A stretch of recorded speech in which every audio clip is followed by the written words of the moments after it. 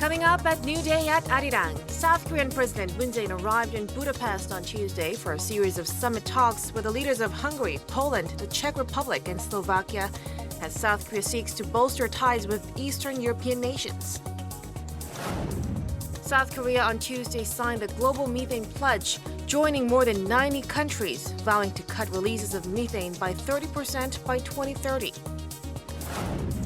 And just a few days into living with COVID-19, South Korea could see 2,500 new infections, jumping nearly 1,000 cases from the previous day. Good morning and welcome to New Day at Arirang. It's 8 a.m. on Wednesday, November 3rd in Seoul, South Korea. I'm Kim Mo-gan. And I'm Mark Broom. It's wonderful to have you with us as we head into the middle of the work week. Over the next hour or so, we're going to take a look at the big news stories of the day and get some expert insights on the issues facing Korea and the world. We are going to begin on this Wednesday with the current COVID-19 situation in South Korea as the country makes its gradual transition to living with COVID-19. The country's health authorities are concerned about a potential uptick in cases, especially following the Halloween weekend. Yes, the authorities are also concerned about a recent rise of infections among older people, even though they have completed their vaccinations. For more on this, we have our Choi Won-jung in the studio. Good morning, Won-jung. Morning. Now let's start with the current daily death toll right now. I believe the figure has been hovering in the 20s for a few days now, and 1 in 4 people who have died were actually fully vaccinated. Is that right? That is unfortunately right. In the past 5 weeks, 1 in 4 people who have passed away due to COVID-19 were fully vaccinated. And in that period, authorities reported 389 deaths with 95 people fully vaccinated, meaning the recent rise in infections could increase the number of deaths too.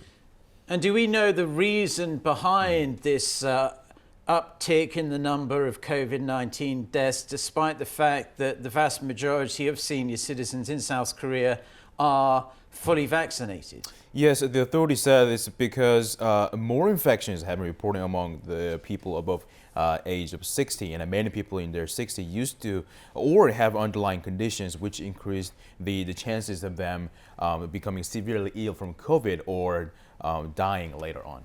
So how much increase are we talking about? So let's dive deep into this. According to reports on Tuesday, from October 24th to 30th, 420 cases that week were people aged over 60, and that's an 18.3% increase from the previous week. And this is actually the first time over 400 cases involving people in this age group were reported. But I keep going back to what I was saying before. The fact is that most of these people who succumbed to COVID-19 in South Korea did have the double shot of the vaccine, correct? That is correct, and I believe more than 91% of the age group have been fully vaccinated. These infections are breakthrough cases, and according to the reports, those cases are being reported from nursing homes and hospitals. Now, that being said, the so-called booster shots, additional vaccine doses, should be administered as soon as possible, as it appears that the effectiveness of a vaccine for these elders who were vaccinated early in the vaccination campaign has decreased a lot over time. Now, health authorities have decided to provide extra shots for medical workers first, beginning October 12th, and it will start gradually begin giving boosters to those who are past 6 months as fully vaccinated. And local medical centers will give booster shots on the designated days to prevent vaccines from being wasted starting in November. The medical centers will choose their own schedule for boosters. So if the designated days are Monday, Wednesday, and Friday, and the centers will vaccinate only on those days and will not do that on the rest of the week. All right. Won-jung, shifting gears, we are now into our 3rd day of living with COVID-19, and what are we expecting for today in terms of infections? So it's going to be much higher, unfortunately, and today's caseload is going to be, like I said, much higher than yesterday. Usually, as you know, the figures on Wednesday are higher than Monday or Tuesday. From midnight to 9 p.m. on Tuesday, 274 cases were reported, 951 more than the same time on the previous day. So today, Unfortunately, like I said, the daily caseload will be around 2,500. Now, Seoul alone reported nearly 1,422 more than yesterday. Health authorities said earlier this week that the impact of the Halloween weekend might take a week or so before they're becoming evident. We hope the situation doesn't get worse. Anyway, thank you, Wonjung, for your report, as always. No problem. We'll talk to you again tomorrow. Thank you very much, Wonjung. Now, the South Korean government's Living with COVID-19 scheme came into force on Monday, helping the nation's culture and entertainment venues return to at least a degree of normalcy. Many museums are back to full capacity, and moviegoers can enjoy some popcorn while taking in a movie. Our Kim Yan-sing reports. Eating a late-night snack at a movie theater was one of the joys that's been off-limits to South Korean theatergoers during the pandemic. I used to snack on popcorn and cola when watching a movie with friends, but after that was banned, I feel like I didn't come to the theaters that often. But now, with the Living with COVID-19 rules settling in nationwide, movie theaters are bringing back some of these small pleasures. Anyone who's fully vaccinated or can show proof of a negative PCR test can now go into one of these movie screening rooms dubbed the Vaccine Pass Hall. From here on, it's going to be lights out, masks off, and popcorn in. In these Vaccine Pass halls, there's also no distancing required between the seats. About 20 to 30% of our screens are the Vaccine Pass halls.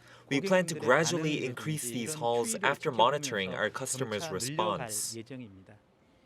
Theaters will also be screening late-night movies without the time crunch of a curfew. With the changes, movie theaters are expecting a 10% increase in available seats and a rise in profit with the sale of food and beverages. Moviegoers are also welcoming the news. It's good to see the late-night movies come back, and I'm also happy that vaccinated people can eat in theaters. It's not just movie theaters that are getting back to normal. Many palaces and public museums are also opening their doors with no restrictions on capacity. But different rules apply to different institutions, and some complain that the new rules are not enough to help them recover. Before, performance halls operated at 50% of capacity, but now we can accept around 70%. It's still really hard to turn a profit, even if you operate at the full 70%. He added that while vaccine passes might work in movie theaters with multiple screens, they are harder to implement in a single large performance hall. Kim Yan-sing, Arirang News. South Korea has joined nearly 100 countries that signed the Global Methane Pledge, where leaders vowed to cut releases of methane by 30% by 2030. President Moon Jae-in says he will ramp up efforts to help developing countries to join in the move by sharing the nation's experience. And following this, the United States, the world's second largest emitter of greenhouse gases, also unveiled new pledges. Chang Tae-hyun reports. South Korea is set to sign up to new methane regulations, with President Moon Jae-in making the announcement during the Global Methane Pledge on Tuesday local time.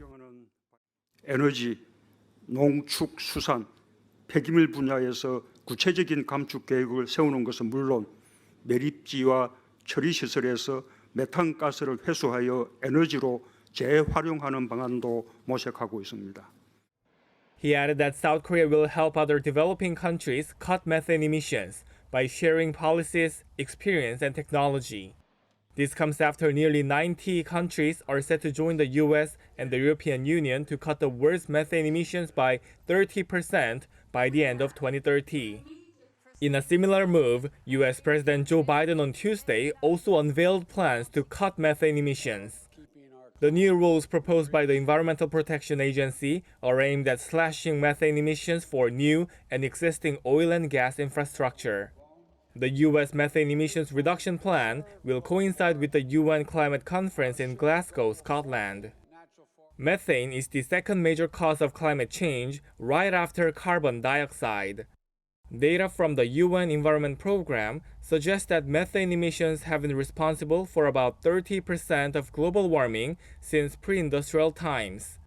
And the new regulations could have a critical impact on the energy sector, as experts say it's the fastest and the most economical way to slash methane emissions. 장태현, Arirang News. At the UN Climate Conference in Glasgow, more than 100 countries, including South Korea, agreed to halt and reverse deforestation and land degradation by the end of 2020s. Around $19 billion will be put aside to fund the project. Kim Dami reports. More than 100 world leaders whose countries are home to over 85% of the world's forests will commit on Tuesday to halting and reversing deforestation and land degradation by 2030.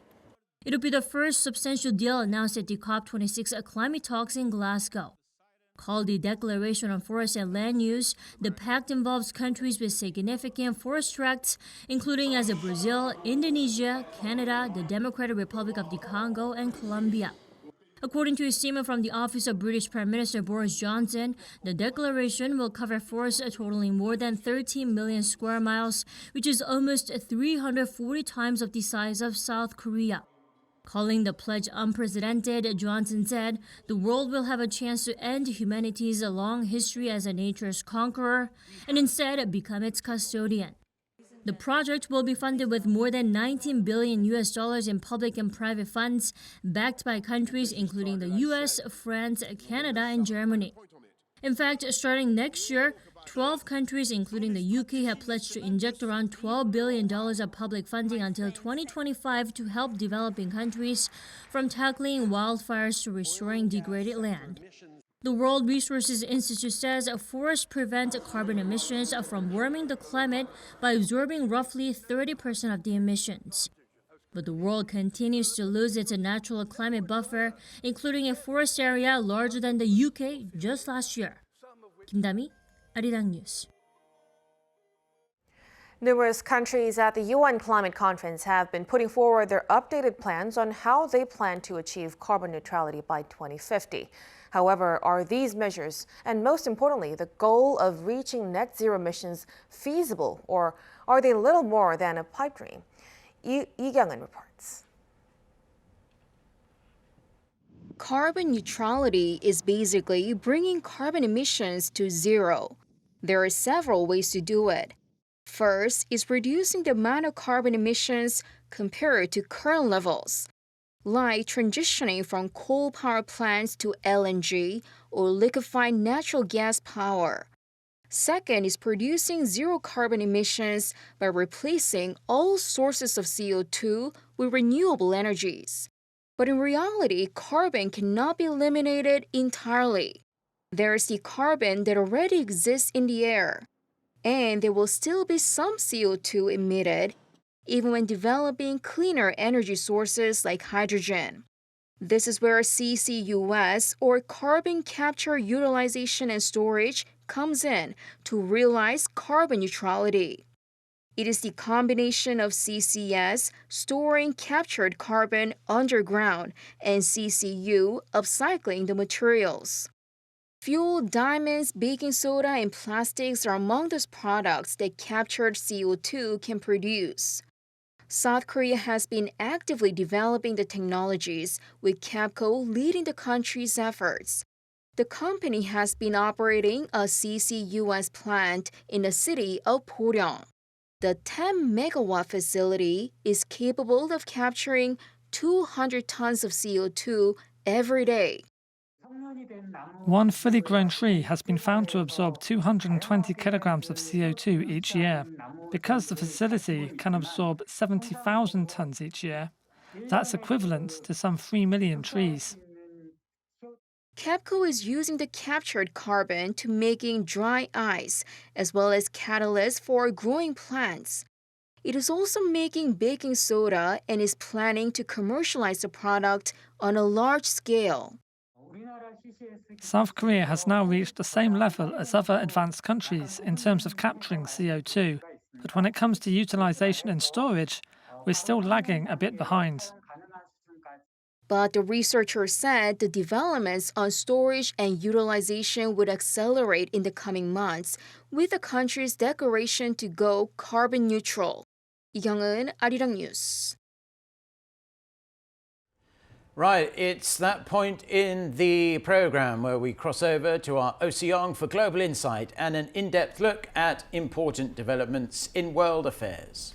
Thanks very much, Mark. It's time for Global Insight, where we connect with experts from around the world to hear their views on issues making headlines. Over 100 world leaders met in Glasgow for the COP26 summit to strengthen global solidarity to keep warming temperatures at 1.5 degrees Celsius above pre-industrial levels, a goal that the world set in Paris 6 years ago. But even as leaders made big pledges to end deforestation by 2030 and cut methane by 30%, UN scientists warned that climate change is getting worse and worse.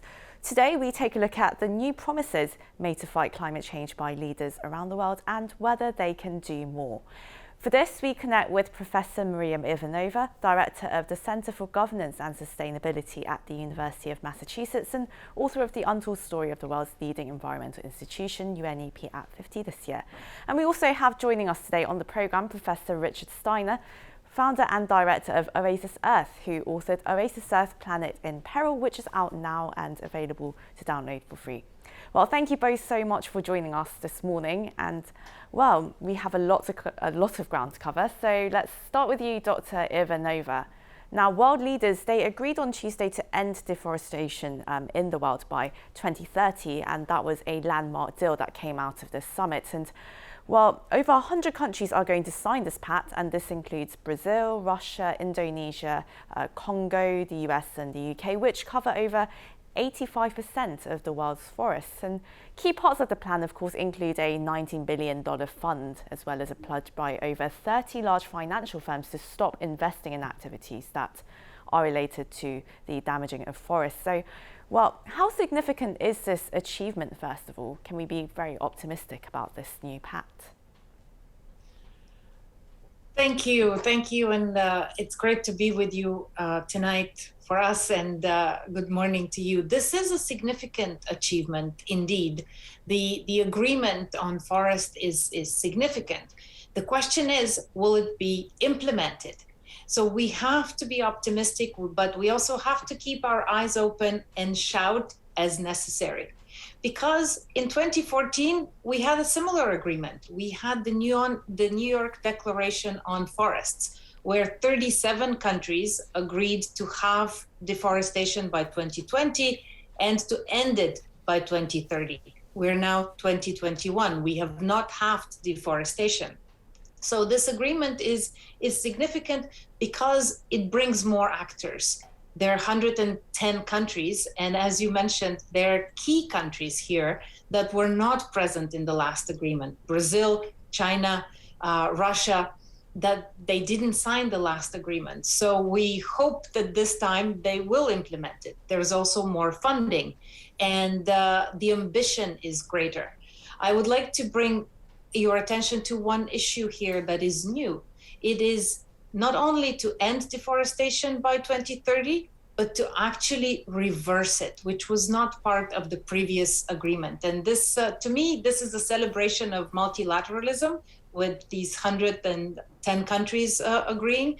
And with more financial support, I sincerely hope that we can achieve these ambitious goals. Well, as you mentioned, there was some skepticism about the fact that there was a similar agreement in 2014, and of course people do want to see this pact being implemented. And well, Dr. Steiner, on the same day that COP26 opened, the UN's World Meteorological Organization, they said that global average temperatures have been 1 degree higher than pre-industrial levels for 2 decades, and the past 7 years were actually the warmest on record. Do you think the speed of climate change has slowed down at all since Paris? What are the dangers that we face at the current pace that we're moving in? Well, that is the question for sure. Unfortunately, what happens with these international UN summits is governments get together, make all sorts of agreements, and then go home and either ignore the agreements made or try to implement them and run into roadblocks, preventing them from doing so. So as Dr. Ivanova pointed out, the critical thing with forest and methane agreements in Glasgow will be whether the national governments can actually implement them in national law, administratively and legislatively. And a great example of that is in the UN, the Climate Convention was agreed in 1992. And since then, the world has doubled its fossil fuel use. Atmospheric CO2 levels have increased from 350 parts per million up to 415 or more today. And temperatures have increased. Sea level has risen. So while it would have been worse without the convention and the agreement 30 years ago, things are still getting worse, and certainly since Paris as well. So we need a much more concerted effort. We need these government representatives in Glasgow to really see this for what it is, and this is an urgent crisis that requires considerable effort and actually commitments beyond where they've ever committed before. So this is a critical meeting for sure. And Dr. Ivanova, last time we spoke, you said that you wanted to see leaders and world governments keep their promises. What needs to be done to keep that 2015 pledge to keep warming temperatures below the 1.5 Celsius target? Indeed, the conversation tonight is about keeping promises, about implementation. It is easy to come together at these summits and make ambitious promises, but how do we keep that ambition? What is critical is that we build awareness, we build knowledge, and we build commitment. But also, what will be absolutely critical to reach that 1.5 and not to exceed it is to shift our consumption patterns. Because it doesn't matter how many promises we make and how many commitments and even how many laws are put on the books, until we change our consumption, not as individuals, but as societies, we will not be able to meet those targets. Just a couple of days ago, there was a fantastic article in the Guardian by George Monbiot. Capitalism is killing the planet, he wrote. It is time to stop buying into our own destruction. And so what has happened is that we have been turned from citizens into consumers. And as citizens, when we come together, we can be powerful. As consumers, when we consume individually, we do not have that power. And so the role of education, of campaigns, of knowledge, and of awareness is absolutely indispensable. And ultimately, we have to bring together the power of citizens and the power of consumers to shift the economic paradigms that actually lead to the path on which we currently are on.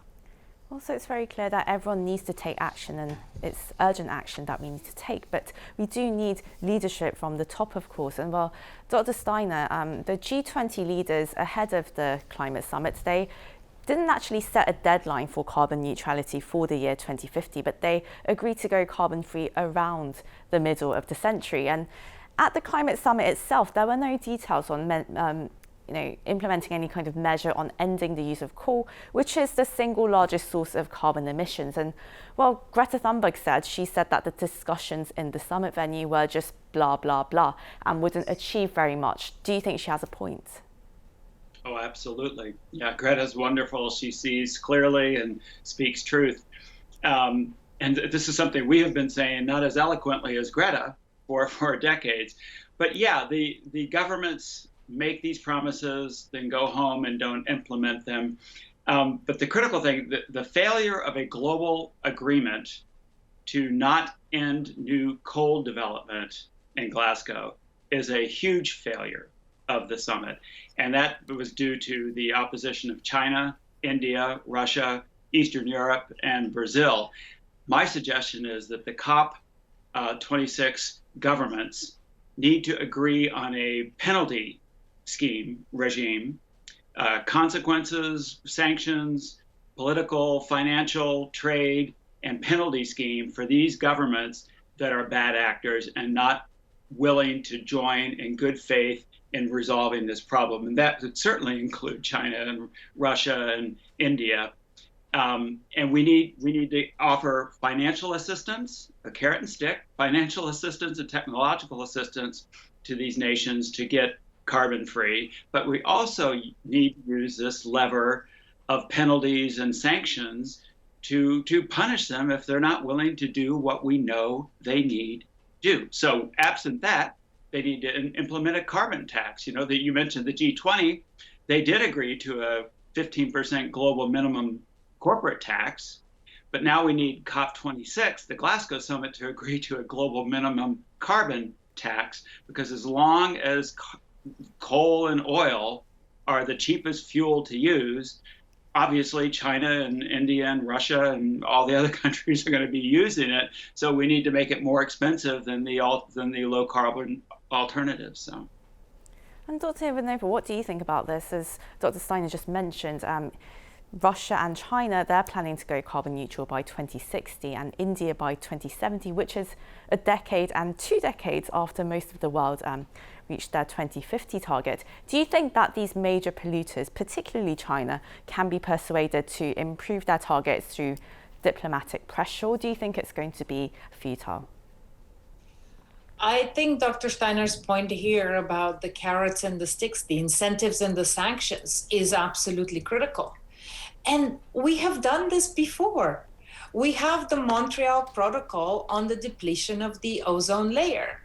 This is, if there is one global environmental problem that we have solved, it is the depletion of the ozone layer.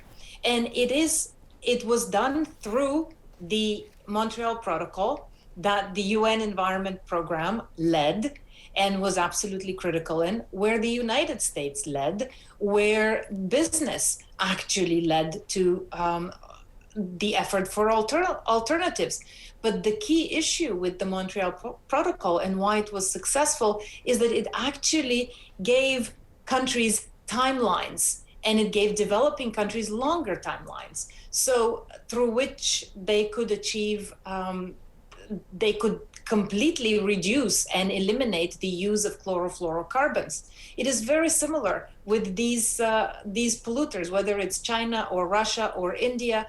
They do need longer timelines, but what happened in the Montreal Protocol can also happen here. They committed to a longer timeline, but they actually fulfilled the timelines much earlier than expected, tens of years earlier than expected, because there was a fund that provided the financial assistance, the support, there was institutional support, and there were sanctions that one could experience. So we have seen this before, it has worked, and I think we should implement the lessons from Global Environmental Governance Rulebook that we have had to date.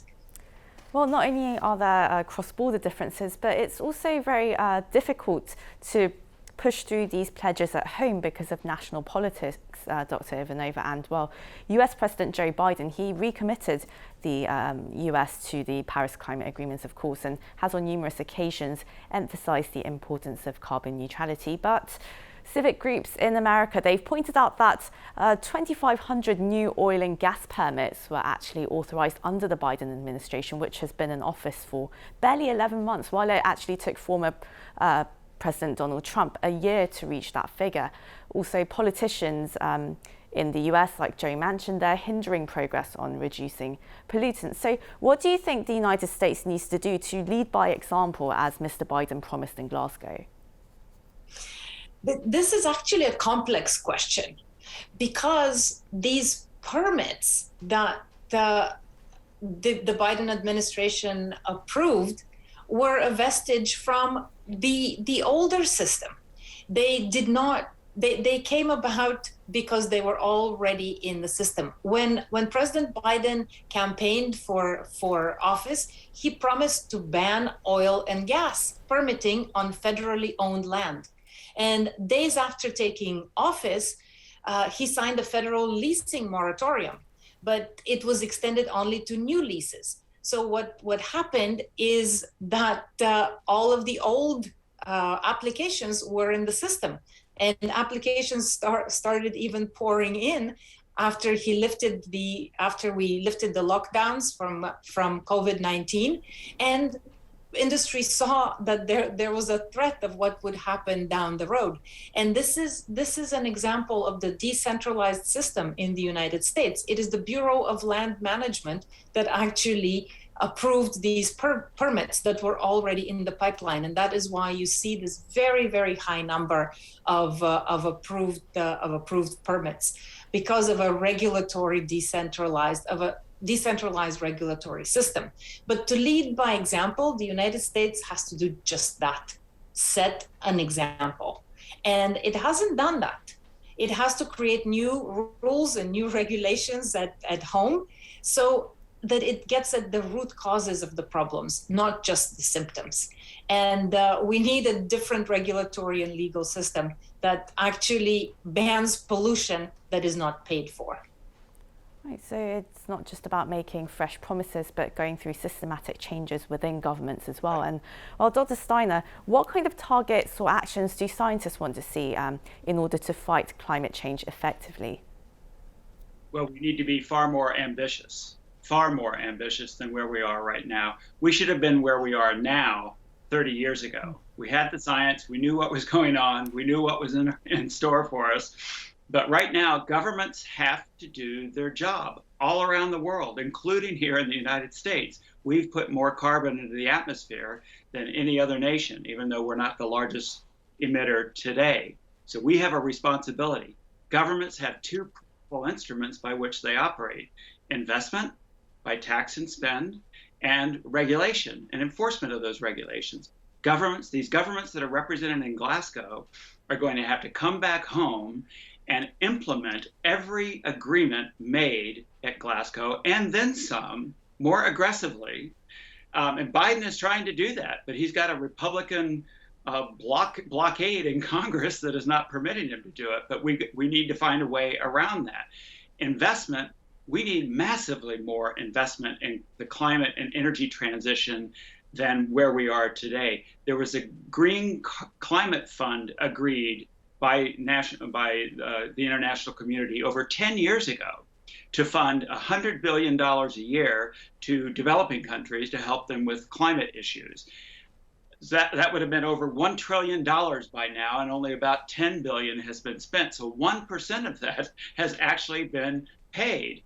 We need far more than that. My guess is we need about $4 trillion annually over this decade throughout the world, dedicated to making this transition. And that has to come from the G20 governments, the wealthiest and the most polluting governments on Earth. Consider that a down payment in a sustainable future. Without it, we don't have a sustainable future. With it, we have a good chance at it. So you can't get a better investment than that. So follow the money, get governments to do their job, enact regulations to reduce carbon. We can get there. Hopefully we will see those words turn into action. And well, that was Professor Maria Ivanova at the University of Massachusetts and Professor Richard Steiner at Oasis Earth. Thank you so much for joining us today. Thank you very much. 감사합니다.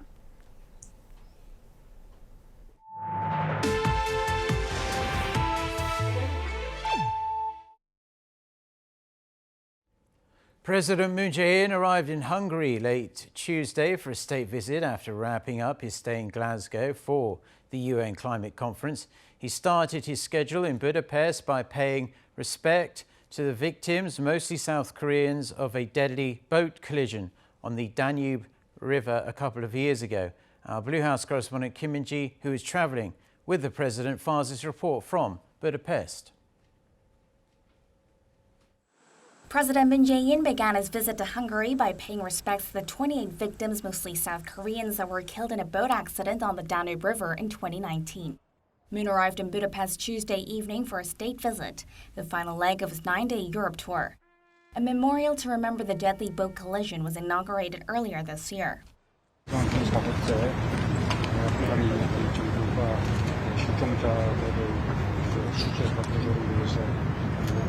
최선을 다해주신 데 대해서 감사드립니다. 헝가리 국민들이 함께 걱정을 해주시고 또 애도를 해주셨습니다. 또한 그렇게 영원히 그분들에 대해서 죽는 동안까지 알려주신 데 대해서 감사드립니다. The two countries should remember and be vigilant so that such a tragedy does not happen again. On the evening of May 29, 2019, during heavy rain, the Viking Signan cruiser collided with the Havelani sightseeing boat, carrying 33 South Korean tourists and 2 Hungarian crew members, causing the boat to sink almost instantly. Just 7 tourists survived, while the remains of 1 South Korean has yet to be recovered. Hungary and South Korea still mourn the victims, with the disaster regarded as the worst on the Danube in more than half a century. The sightseeing ship has since been retired due to the damage it sustained and in show of respect to the victims. The captain of the cruise liner is on trial for negligence but denies any wrongdoing. During his state visit, Moon will also hold a summit with his Hungarian counterpart and attend a meeting of the Visegrad Group, which also includes the Czech Republic, Slovakia, and Poland. Kim Min-ji, Arirang News, Budapest. Now, at a Build Back Better World roundtable held on the sidelines of the UN climate conference, US President Joe Biden said supporting infrastructure in low and middle-income countries is evidence of a strong democracy. He also repeated his criticism of China over Beijing's decision to skip the summit despite being the world's worst polluter. Bae-in-ji with the details. On the second day of the COP26 climate summit in Glasgow, U.S. President Joe Biden hosted a Build Back Better World roundtable. He said leaders at the summit can prove that democracy is strong by supporting infrastructure projects in the developing world. Every project that's started, we should think about it from the perspective of climate. I mean that sincerely. At the meeting, UK Prime Minister Boris Johnson said the UK will also work in partnership to create the highest standards of climate-resilient infrastructure. To keep 1.5 degrees in sight, to reach global net zero, and to protect vulnerable countries from the impacts of climate change means the development of new clean and green infrastructure. The European Commission President, who was also at the meeting, stressed that investing in transport, energy, and digital networks has to serve, quote, the planet and the people. Build Back Better World is an initiative unveiled by the G7 nations in June to provide infrastructure to low and middle-income countries. Some have interpreted the plan as a U.S.-led counterproposal to China's Belt and Road Initiative, a plan proposed by China in 2013, involving development and investment initiatives that will stretch from Asia to Europe and beyond. At a news conference at COP26, Biden said China had made a big mistake by not showing up at the climate conference. I think it's been a big mistake, quite frankly, for China, with respect to China not showing up. The rest of the world is going to look to China and say, what value added are they providing? And they've lost an ability to influence people around the world and all the people here at COP. Earlier on Sunday, following an end to a dispute over steel and aluminum tariffs between the U.S. and the EU, the White House said that the U.S. and the EU will work together to restrict access to their markets for, quote, dirty steel, and also limit access to countries that dump steel in their markets, without naming China directly. Bae-in-ji, Arirang News. China appears to be making progress building silo fields, which could eventually be capable of launching long-range nuclear missiles. The Federation of American Scientists says satellite images show rapid construction of 3 suspected silo fields in China. They say this indicates Beijing is putting substantial effort and resources into the development of its nuclear capabilities. The commercial satellite images analyzed by the group show detailed pictures of the 3 suspected silo fields, where China appears to be constructing around 300 of them. All 3 U.S. stock markets inched to new highs on Tuesday on expectations the Federal Reserve will lay out its plans Wednesday to begin tapering its bond purchases. The Dow Jones Industrial Average saw its first close above 36,000, finishing at 36,052, up almost 0.4%. The S&P 500 added 17 points to close above 4,630. The Nasdaq closed at 15,649, adding 0.33% due to strong performances by large-cap tech stocks. South Korea's foreign exchange reserves hit an all-time high in October, rising for the 4th month in a row. The Bank of Korea on Wednesday said FX reserves, a barometer of financial stability, amounted to $469 billion last month. This is up $5.2 billion from the previous record. Set just in September, the central bank attributed the rise to increased profits from investments in foreign assets and foreign currency deposits. As of the end of October, South Korea was the world's 9th largest holder of FX reserves. Tesla is recalling around 12,000 vehicles sold in the US since 2017 due to a communication error that may cause a false forward collision warning or unexpectedly activate the car's emergency brakes. The automaker says the recall of its Model S, X, 3 and Y vehicles follows a software update on October 23rd. The US National Highway Traffic Safety Administration says it will continue talks with Tesla to ensure all safety defects are promptly addressed. The agency is looking into 12 crashes in which the autopilot mode on Teslas failed to operate properly. And now it's time for On Point, where we speak to experts to delve deeper into the biggest news stories in the spotlight right now. The mobile payment service arm of Kakao Corporation, Kakao Pay, makes its debut on South Korea's benchmark index, the Kospi, in around an hour from now. Kakao, of course, is a household name here in South Korea, so naturally a lot of eyes are on Kakao Pay's upcoming market performance, and it doesn't end there either. Yes, the corporation has hinted that Kakao Mobility and other Kakao affiliates are all set to be listed, perhaps by the end of this year. For a closer look and the IPO craze in Korea, we connect to Stephen Borwick, a journalist based in Seoul. Good morning, Stephen. Good morning. Now, Stephen, competition to get into this particular IPO was intense, and Kakao Pay set the IPO price at roughly $76 a share.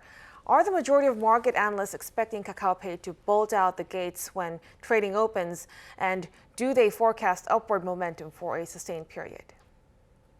Investors will definitely see this as an attractive opportunity at the outset. If this 2021 has been a really unprecedented year in the Korean stock market in terms of IPOs, there's been a bunch of dynamite debuts that have attracted a lot of attention in the early stages. Even the FSS, the regulatory authority, has cautioned investors to not necessarily see these IPOs as a source of long-term growth. So I feel like the most likely scenario, just gauged on what I've been reading and people I've been talking to, is you'll probably see a flurry of activity around the Kakao Pay IPO in the early stages, and then at some point profit taking will take hold and investors will look to try to cash out, and maybe there will be a kind of dying down of the initial enthusiasm. But it remains to be seen how things will go going forward. I mean, as we know, Kakao and Naver and some of these other big tech companies are currently facing the prospect of tighter regulation from, not just the stock authorities, but on a legal basis more generally, as the government tries to kind of limit the number of new businesses they can go into to try to ensure fair competition. So the Kakao Pay debut will be an interesting kind of litmus test, in that we'll be able to see that a stock that has a really high amount of early enthusiasm, it'll be interesting to see how it fares going forward. Probably it won't be able to sustain the the fervor. Yeah, it's hard to see it going down today, but of course I'm no financial advisor. But in terms of retail investors, especially those of us with lighter pockets, they kind of came across saying they liked the way Kakao Pay organized its IPO. Can you tell our viewers around the world who might not be aware of this why a lot of retail investors in South Korea were pretty happy with the way this particular IPO was structured? Well, this was the first Kospi IPO that went ahead using what they call the equal allocation system. And what that means is investors, as long as they're willing to make a kind of minimum deposit, it gives everybody an equal chance of getting in on this IPO. And so this means that bigger investors cannot just use their clout to buy up a larger portion of it, and they can't muscle out smaller pocketed investors. And this means that, as I think we'll get into later, over the past year or so, there's been a quite large growth in the number of retail investors in South Korea. There's been more people who are interested in this kind of thing, and their activity has increased quite drastically. And they have aired this grievance that when there are these attractive IPOs, they are, because of their smaller fund base, they're not as able to get in on the fund.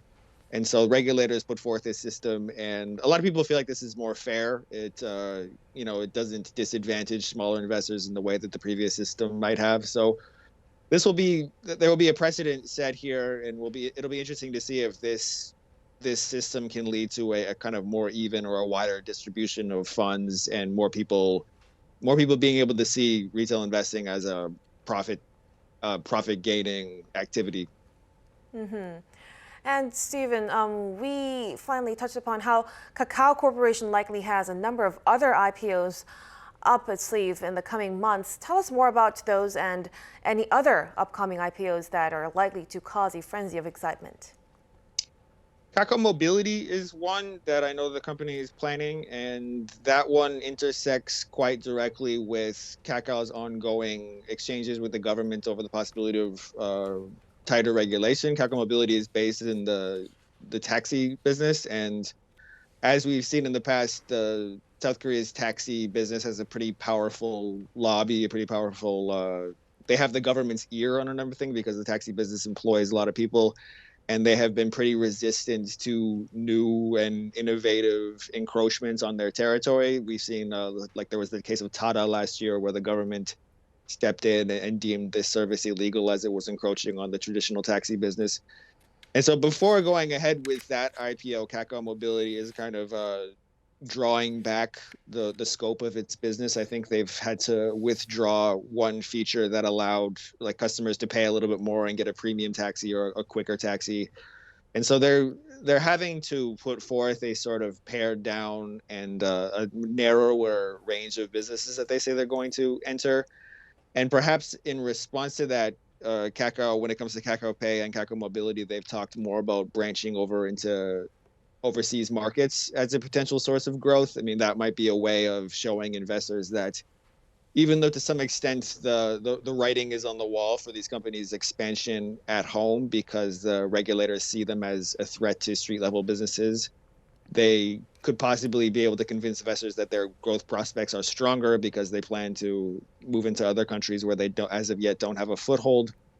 But other than that, I think LG Chemical's spinoff has an IPO coming. I'm sure there will be more excitement on this front.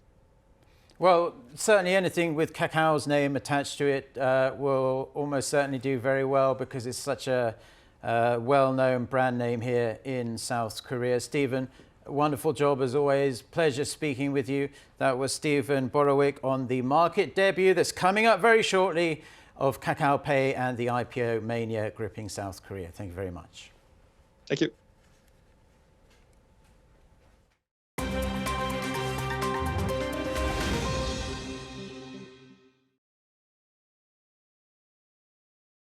Let's take a look at what's going on in the world now. With all the preparation leading up to the COP26 summit in Glasgow, a terrible assumption was made that none of the attendees would be in a wheelchair. And that mistake was realized when the Israeli Energy Minister, Karine El-Ahar, was unable to reach the conference grounds because the only option available to her was a shuttle bus that was not suited to her wheelchair. The lack of accessibility drew apologies from Britain's ambassador to Israel, as well as the British Environment Secretary George Eustace. British Prime Minister Boris Johnson also apologized to El-Ahar as a belatedly arranged wheelchair-accessible taxi transported her to the venue on Tuesday. The Israeli Energy Minister, who has muscular dystrophy, was escorted alongside Israeli Prime Minister Naftali Bennett. According to recent data, the United States isn't the only country seeing a record number of migrants seeking asylum. Mexico has now received more asylum claims than ever before, with over 108,000 seeking refuge over the past 10 months. The latest figure is a 73% jump from the same period in 2019, the previous record high. It's also 81% higher than all asylum requests during the previous administration from 2013 to 2018. Among those that have sought asylum, the number of Haitians and Honduran migrants in Mexico far outpaced the applicants from other countries, including Cuba, El Salvador, and Venezuela. According to one expert, the increase in asylum claims in Mexico is partly due to the refusal by the U.S. government to open its asylum system adding that the Mexican government is now forced to expand its refugee system. The U.S. has also seen a record 1.7 million migrants cross its borders in 2021. Facebook is shutting down its facial recognition system while deleting 1 billion face prints in response to serious concerns over privacy. According to its parent company Meta on Tuesday, regulators are still in the process of providing a clear set of rules governing its use. Experts say while facial recognition technology can be used as a powerful tool, Facebook's face recognition system was probably more trouble than it was worth, as the company was ordered to pay $650 million in a Biometric Information Privacy Act settlement earlier this year for using facial recognition to identify residents of Illinois without their consent. Facebook introduced its facial recognition technology in 2010 to automatically tag photos with names, but was made optional in 2019 after the company faced a massive backlash over privacy. Lee Seung-jae, Arirang News.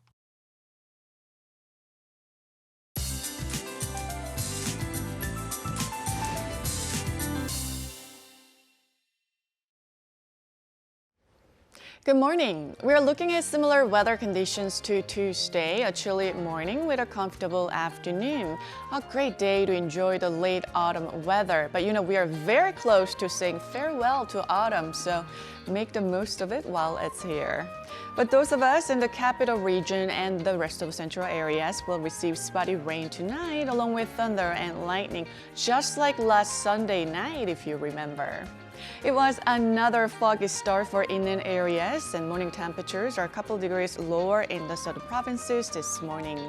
And afternoon readings will be similar to yesterday in most parts under a good amount of sunshine. Then there is a very high chance that smog could sweep into Korean Peninsula tonight. Rain is in store from Jeju and the south coast on Saturday before spreading to the rest of the country on Sunday and next Monday. And do expect a big drop in readings from then. With that, here's a look at the weather conditions around the world.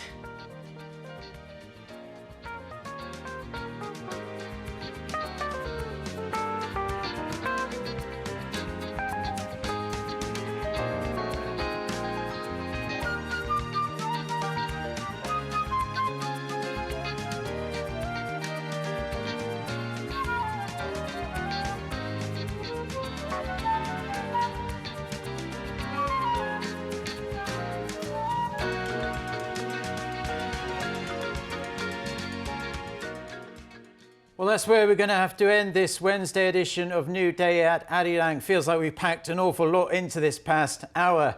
Thank you for spending it with us. I'm Mark Broom. And I'm Kim Mo-gen. We will be back tomorrow for another edition of New Day at Arirang. Until then, goodbye. Goodbye.